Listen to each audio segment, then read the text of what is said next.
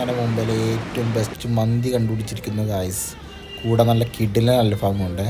ആദ്യം നമ്മുടെ office canteen ഒന്ന് കാണിച്ചു തരാം. ഇതാണ് ഓഫീസിലെ ക്യാൻറ്റീൻ. അവിടെ ഒരുപാട് ഡിഷസ് ഉണ്ട്.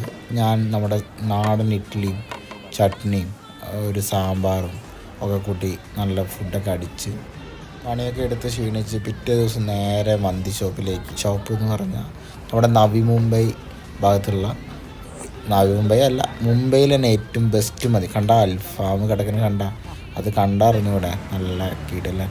അങ്ങനെ നമ്മുടെ മന്തിയും അൽഫാമും ഒക്കെ വന്നിരിക്കുകയാണ്. സാധനം നല്ല കിടിലൻ.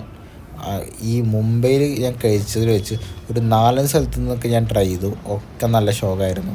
അവസാനം ഇവിടുത്തെ മന്തി ആണെങ്കിലും ശരി, അൽഫാമാണെങ്കിലും ശരി, എല്ലാം നല്ല കിടിലനായിരുന്നേ. കടയുടെ പേര് വരുന്നത് മന്തി മഹൽ എന്നാണ്. നിങ്ങൾക്ക് ഫുഡ് അടിച്ചിട്ട് എങ്ങനെയുണ്ടെന്ന് പറ. Okay, by.